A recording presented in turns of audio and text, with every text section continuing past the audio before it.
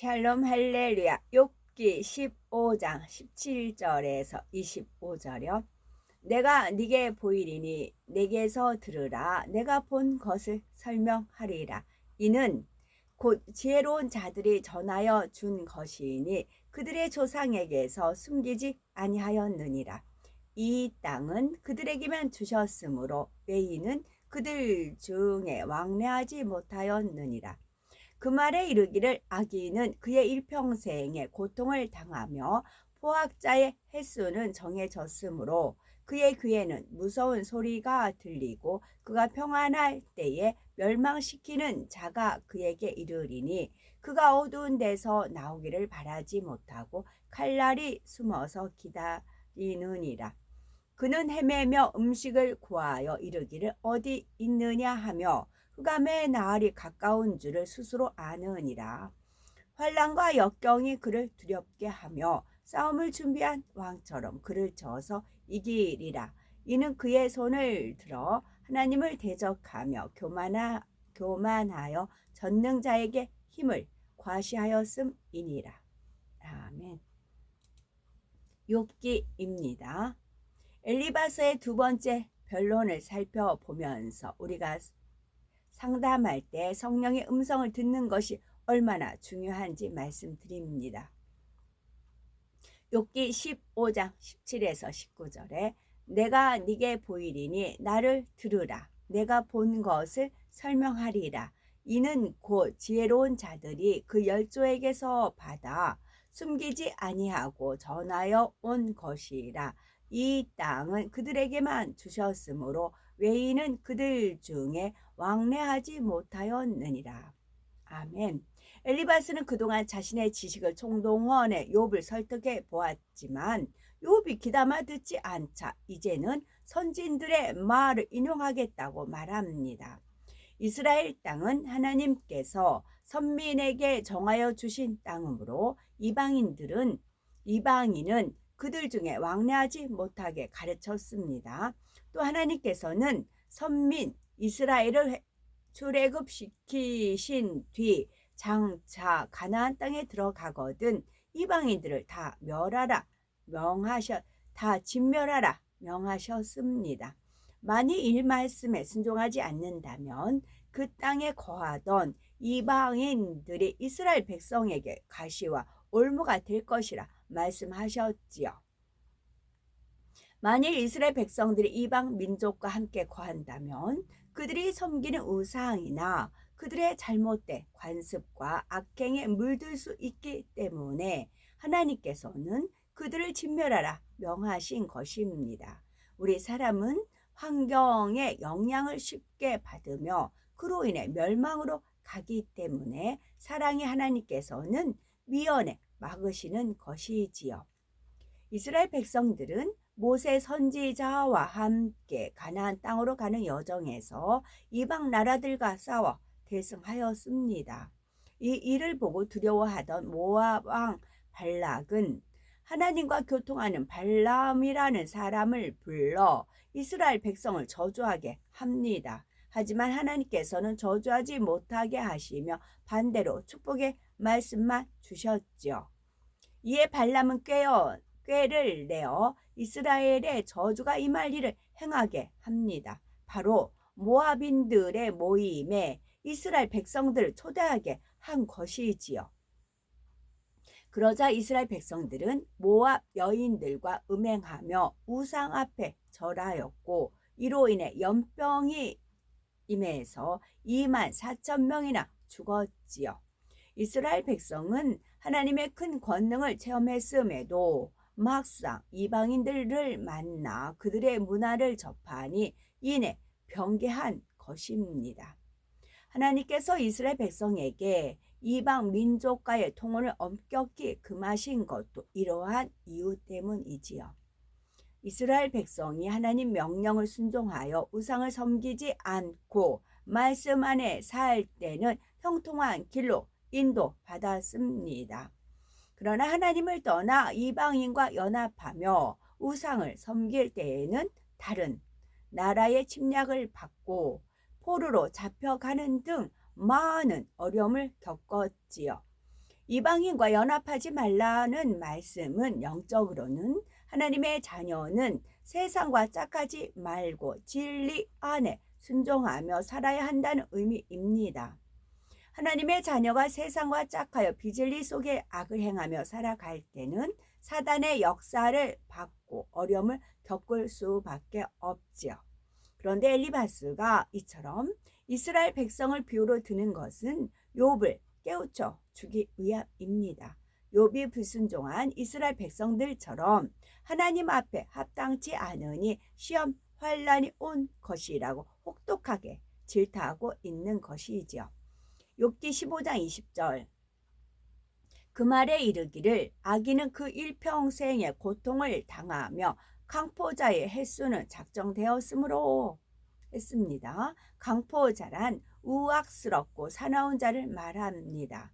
엘리바스는 선민 이스라엘과 함께 할 수 없는 이방인들처럼 욥도 그러한 악인이요 강포자에 속한다고 비유하여 말한 것이지요.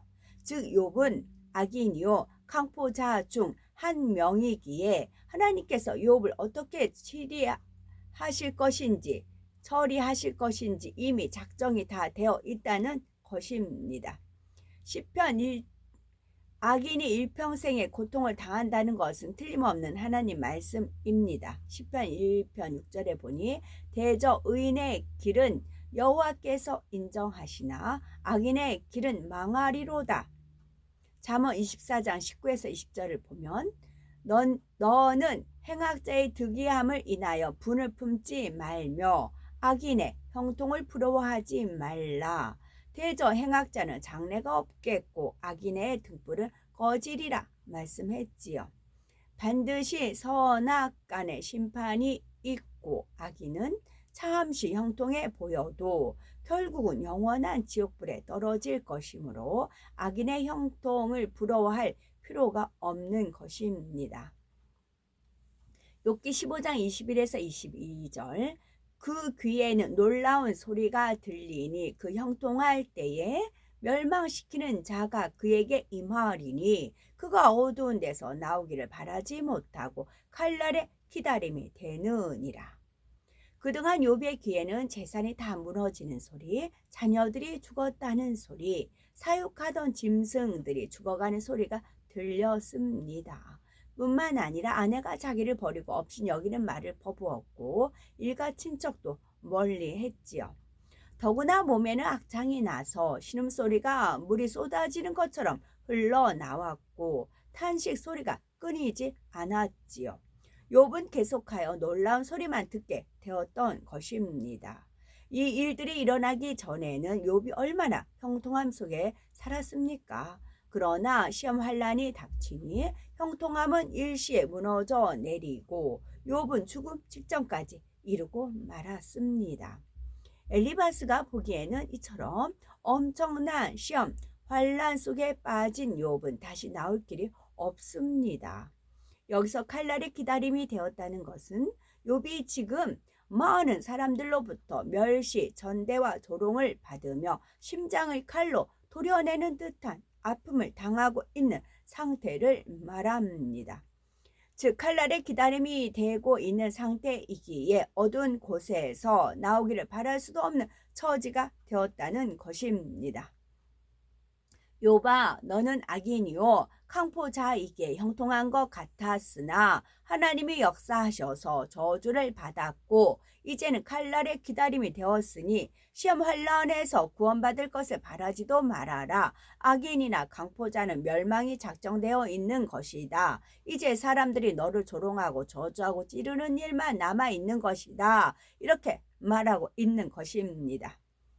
욥은 스스로 의인처럼 살아왔다고 생각하는데 친구들로부터 악인이요 강포자라고 혹독하게 매도하는 말을 들으니 그 마음이 얼마나 괴롭겠습니까? 더구나 성령시대가 아닌 당시에 한 사람도 아니고 세 친구가 연달아 공격을 하니 속이 부글부글 끓어오를 수밖에 없지요. 그만큼 욥의 친구들의 잘못과 책임도 크다는 것을 알아야 합니다. 욥기 15장 23에서 25절. 그는 유리하며 식물을 구하여 이르기를 어디 있느냐 하며 흑암한 날이 가까운 줄을 스스로 아느니라. 환난과 고통이 그를 두렵게 하여 싸움을 준비한 왕처럼 그를 쳐서 이기리니 이는 그 손을 들어 하나님을 대적하며 교만하여 전능자를 배반함이니라 했습니다. 욥은 부유한 사람이었으나 저주받아서 망해버렸고 결국 어둠 가운데서 나오지 못할 형편에 처했으니 이제는 떠돌아다니며 먹을 것을 구걸할 수밖에 없다는 것입니다. 흑암한 날이 가까운 줄을 스스로 안다는 것은 흑암의 권세에서 나오지 못하여 방황하다가 결국 나는 도저히 회복할 길이 없구나, 나는 이제 끝장이구나 하며 스스로 앞날이 없음을 알게 된다는 것이지요. 이 얼마나 혹독하고도 무서운 저주의 말입니까? 엘리바스가 욥에 대하여 감정이 상하고 악에 바치니 해서는 안 되는 말들을 쏟아내고 있습니다. 욥은 환난과 고통 속에서 하나님을 두려워했습니다. 욥의 이러한 상황을 엘리바스는 환난과 고통이 그를 두렵게 한다 말하고 있는 것이지요. 또 싸움을 준비한 왕처럼 그를 쳐서 이긴다라고 했는데 만일 왕이 수년 동안 철저히 싸움을 준비한다면 얼마나 수월하게 상대를 쳐서 이기겠습니까? 이는 결국 욥이 이길 수 없는 환난과 고통 속에 빠져 있음을 표현하는 말이지요. 욥의 친구들이 보기에 욥은 하나님을 대적해 왔습니다. 사람들이 서로 다툴 때 주먹이나 손가락으로 삿대질을 하듯이 손으로 하늘을 가리키며 대적하는 모습이었던 것이지요. 뿐만 아니라 욥이 교만하기 때문에 하나님의 말씀에 순종하지 않았으며 전능자를 배반했고 그러니 지금과 같은 환난과 고통 속에 빠지게 되었다고 설명하고 있습니다. 엘리바스의 말처럼 사람이 하나님 말씀에 아멘하지 않고 불순종하는 것은 바로 내가 살아있고 내가 교만하기 때문입니다. 우리 예수님께서는 하나님과 근본 하나이신 분이시지만 자기가 없으셨고 하나님의 뜻에 온전히 순종만 하셨습니다. 결국 예수님께서는 십자가에 달려 죽기까지 온전히 순종하심으로 구원의 섭리를 이루셨지요. 우리도 예수님께서 본을 보이신 것처럼 하나님의 말씀이라면 환경과 조건에 상관없이 아멘, 예로 순종해야 할 수 있어야 되겠죠. 그런데 엘리바스가 욥에게 네가 교만해서 하나님께 불순종했고 하나님을 배반했다라는 말은 욥에 대한 판단임을 알아야 합니다. 욥의 친구들은 욥이 하는 말만 가지고 욥을 책잡아서 넌 악인이다, 강포자다, 교만하다 라고 판단, 정죄하고 있습니다. 그러나 욥의 중심은 그렇지 않았고 또 하나님을 대적할 마음도 없기 때문에 욥의 친구들의 말을 인정할 수가 없었습니다. 욥은 친구들이 욥에 대해 알지 못할 뿐 아니라 그들의 말이 자신을 이해시키지도 못했고 또 욥의 생각과 뜻에 맞지 않기 때문에 끊임없이 변론한 것입니다. 친구들이 너무 엉뚱한 말을 하니 욥은 결국 그들을 상대하지 않고 하나님과 변론하겠다고 말할 수밖에 없었던 것이지요. 그런데 욥이 이처럼 친구들을 무시할수록 친구들은 더욱 욥을 오해하며 판단에 판단을 더해가고 있는 상황인 것이지요. 그러니 서로 간의 감정의 벽도 점점 두꺼워져 갈 수밖에 없지요. 전도서 5장 2절 너는 하나님 앞에서 함부로 입을 열지 말며 급한 마음으로 말을 내지 말라. 하나님은 하늘에 계시고 너는 땅에 있음이니라. 그런즉 마땅히 말을 적게 할 것이라 말씀합니다. 하나님만이 사람의 중심을 보심으로 내 편에서 상대의 마음을 분명히 읽지 못할 때에는 함부로 말하지 말아야 합니다. 주의 종이나 일꾼들이 양떼와 상담할 때도 마찬가지입니다. 단지 겉으로 드러나는 말과 행동만을 보고 상대를 깨우쳐 준다며 하나님의 말씀으로 가르치려 한다면 상대는 더욱 마음문을 닫을 수밖에 없습니다. 고린도전서 4장 20절의 말씀에도 있듯이 아무리 말씀의 지식이 많고 언변이 뛰어나다 해도 그것으로 상대에게 변화의 역사를 줄 수가 없습니다. 상대에게 바른 길을 깨우쳐 주고 회개시키려면 무엇보다도 성령의 음성을 듣고 주관을 받아서 상담해 주어야 하지요. 우리가 마음을 진리로 읽으면 각 상황에 맞는 답이 무엇인지 성령의 음성을 통해서 밝히 알 수가 있습니다. 상대의 마음과 생각도 성령께서 알려주실 수 있고 상대의 믿음의 분량에 맞춰서 답을 주는 것도 성령님만이 하실 수가 있습니다. 그러므로 부지런히 마음을 진리로 일구어 성령의 음성을 듣고 성령의 주관을 받을 수 있어야 하겠습니다. 아멘.